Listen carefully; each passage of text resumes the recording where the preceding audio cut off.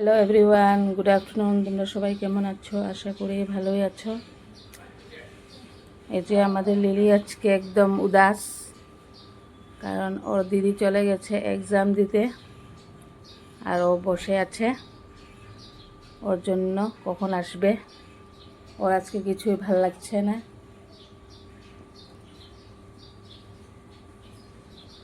এই যে lily lily আজকে কি রান্না করেছি চলো বন্ধুরা সেটাই শেয়ার করব। এই যে বন্ধুরা, আজকে বানাচ্ছি শুটকি মাছ।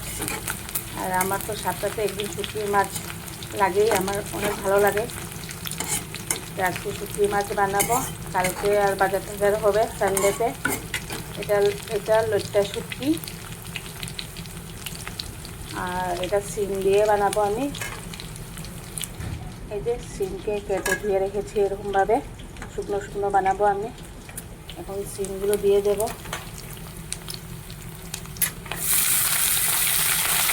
এই যে বন্ধুরা, সবজিগুলো দিয়ে দিলাম আর নুন হলুদও দিয়ে দিয়েছি। এখন এটাকে মিক্স করব। আর শিমগুলো অনেক দিন থেকে ছিল আর নষ্ট হয়ে যাচ্ছিল, তার জন্য ভাবলাম যে আজকে শুটকি দিয়ে বানিয়ে দিই। কারণ আবার চৈত্র মাস আসলে শিমগুলো খেতে পারে না, জানি না, লোকেরা বলে খেতে পারে না, তার জন্য শিমটা আজকে বানিয়ে নিই। আরও এক দুদিন রাখলে তো নষ্ট হয়ে যেত, তার জন্য আজকে বানিয়ে নিলাম শুটকি দিয়ে শিম দিয়ে। এখন দিয়ে দেবো লঙ্কার গুঁড়ো। অল্প ঝাল ঝাল বানাবো, শুটকি তো অল্প ঝাল ঝালেই ভালো লাগে। এখন দিয়ে দেবো রসুন। রসুনটাকে আমি পেস্ট করে নিই, থেতো করে নিয়েছি, কারণ এটা শুকনো শুকনো বানাবো, তার জন্য এটা গুঁড়া হবে না। এখন বন্ধুরা অল্প ঢাকা দিয়ে রাখবো।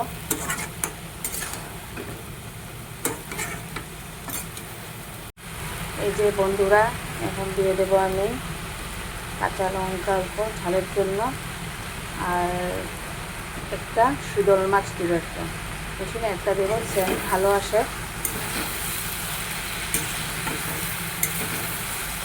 খালি লজ্জা শুকিয়ে দিয়ে বানালে এত ভালো হয় না, তার মধ্যে যদি একটা শীতল দিয়ে বানানো হয় তো গন্ধটা অনেক সুন্দর হয়।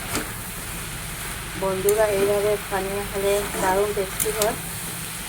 সর্দি জ্বর থাকলে মুখে টেস্ট আসে। এটাকে এইভাবে আমি ঢাকা দিয়ে দিয়ে সিদ্ধ করব, কারণ আমার ডাল আছে। এতে ডাল বানিয়েছি, গরম গরম ডাল বানিয়েছি।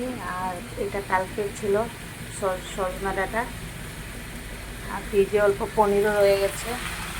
আজকে এটা হয়ে যাবে আমার, এটা বানানো হয়ে গেলে রান্না বান্না। এই যে বন্ধুরা, এটাকে আমি ঢাকা দিয়ে দিয়ে সিদ্ধ করে নিয়েছি। আর এটা আমার শুটকি রেসিপি রেডি, শিম দিয়ে লটকা শুটকি দিয়ে।